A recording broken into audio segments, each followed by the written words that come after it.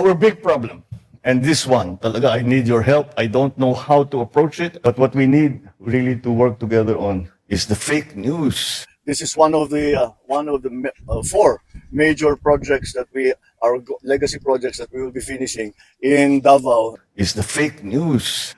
Mahigit 5,500 flood control project ang natapos na at marami pang iba ang kasalukuyang ginagawa sa buong bansa.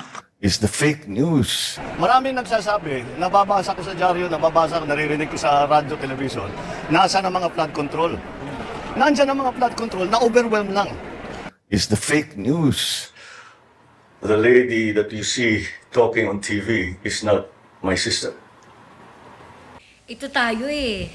Labanan yung fake news. Marcos Jr.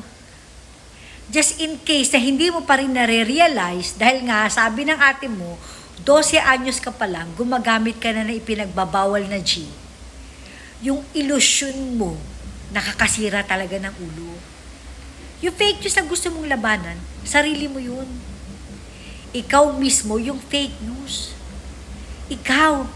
At saka yung kumari ko, na hindi ko alam kung anong ipinaglalaban. Kung umarte, daig pang asawa. Kung umarte, daig pang loyalista. Kung umarte, akala mo naman, binoto ka. Hello! Ang lalakas ng mga tama nyo. Kung meron mang fake news na dapat labanan, kayo yun. Kaya nga tayo magkalaban eh. Kasi kami yung totoong lumalaban sa fake news. Gawin nating simpleng buhay. Aminin mo lahat ng kasalanan mo. Para hindi na tayo maglaban. Para wala na tayong lalaban ng fake news, aminin mo lahat ng kasalanan mo. Tapos tumakas ka. Sumunod ka kay Saldi ko, isama mo yung kumari ko. Matang inan to. Lalakas ang tama nyo.